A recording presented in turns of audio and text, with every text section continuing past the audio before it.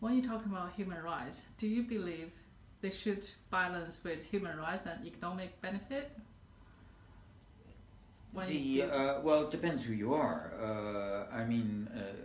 For me, as a human rights advocate, there's no balancing. The governments have a variety of interests, and I would say when it comes to governments, they have to look at how serious the human rights violations are. There's some human rights violations for which no balancing makes sense. But for some of them, it may be, first of all, that the jurisdiction can deal with the human rights violations themselves, and there's no need for outsiders to get involved. Or secondly, that the type of human rights violations are such that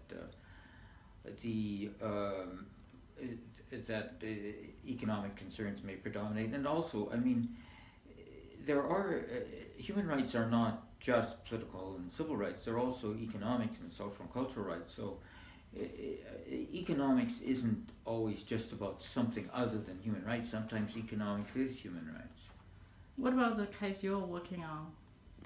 What I'm working on is a persecution of Falun Gong and the killing of Falun Gong for their organs. And I would say in that circumstance, there's no balancing possible. I don't see how you can say, well, the money that you can make from building a hospital or designing a hospital or training transplant surgeons somehow overweighs complicity in the killing of innocents for their organs. It can never, that sort of balancing, it can never exist. It's never justifiable. What do you think about the situation in Hong Kong now? Very worrying. I would say, it's worrying in a number of different perspectives, but I think it's particularly worrying coming from a perspective of persecution of Falun Gong, because if China, the Communist Party, gets to have the same control over Hong Kong that it does over the mainland, then the practitioners of Falun Gong in Hong Kong may well suffer the same fate as practitioners of Falun Gong in China. And that is a frightening prospect. So what's happening in Hong Kong right now, I would say, is alarming. What do you think the response from West, men's society?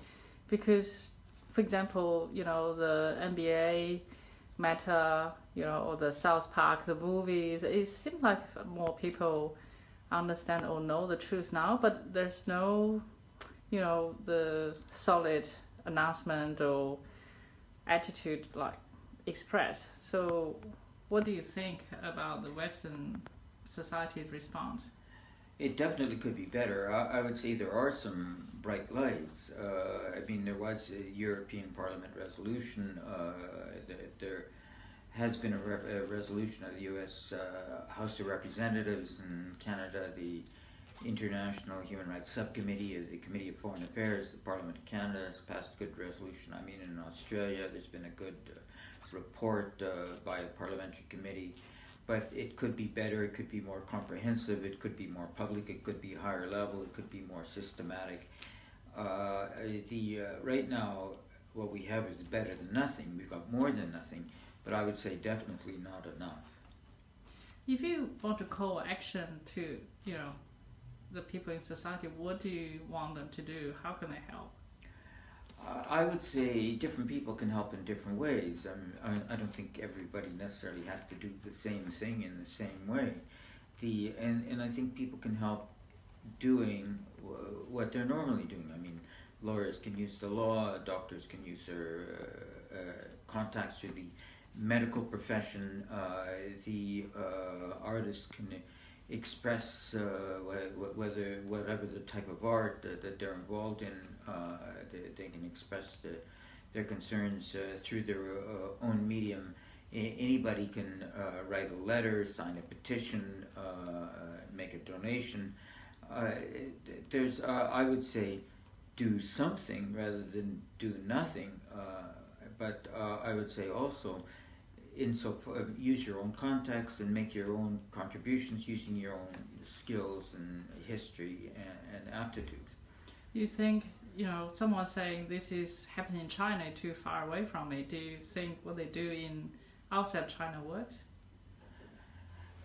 What happens in China really has to be decided by the Chinese, but I think that we should show support for the victims, we should show solidarity with the victims, we should avoid complicity, and by showing solidarity and concern with what's happening in China, we assert the fundamental unity of humanity and the humanity behind human rights. The whole basis of human rights is the equality of humanity and the universality of human rights. And I think by leaping across cultural, geographic, linguistic divides, we assert that common humanity. And so I think it works not just in the sense that it helps in dealing with the issue, but I think it helps in promoting human rights generally. All right. Thank you so much. Okay, Thanks. thank you.